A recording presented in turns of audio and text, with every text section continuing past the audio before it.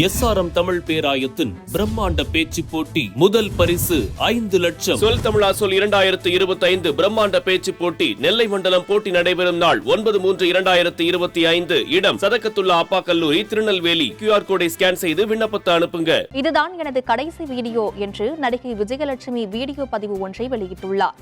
இது தொடர்பாக அவர் வெளியிட்டுள்ள வீடியோ பதிவில் உச்சநீதிமன்றம் நேற்று வெளியிட்ட தீர்ப்பில் செட்டில்மெண்ட் செய்ய கூறியுள்ளதாகவும், இந்த விவகாரத்தில் சீமான் எனக்கு 10 கோடி கொடுத்தார் என எழுத ஆரம்பித்து விடுவார்கள் என்றும் கூறியுள்ளார்.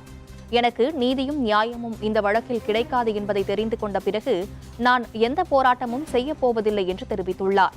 யாரும் சீமானுக்கு எதிராக பேசுவதில்லை என்பதால் இனிமேல் போராடும் அவசியம் தனக்கு கிடையாது என்றும், இதுவரை மக்கள் தனக்கு கொடுத்த ஆதரவுக்கு நடிகை விஜயலட்சுமி நன்றி தெரிவித்துள்ளார்.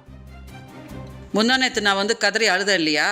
ஏன் அழுதேன்னா, எனக்கு எந்த நீதியும் கிடைக்காது, எனக்கு எந்த நியாயமும் கிடைக்காது, இந்த கேஸில் கிடைக்கவும் விட மாட்டாங்க அப்படின்றது நான் தெரிஞ்சுக்கிட்டேன். ஓகே, ஸோ இதை தாண்டி நான் போய் எந்த போராட்டமும் பண்ணிக்கிட்டு நான் எந்த ஒரு இதுவும் நான் பண்ணிக்கவே மாட்டேன். ஏன்னா யாரும் சீமானுக்கு பாவம் அந்த பொண்ணு கஷ்டப்பட்டுட்டு இருக்கு, அந்த பொண்ணோட சாபத்தை கட்டிக்காத அப்படின்னு யாரும் சொல்லிட்டல.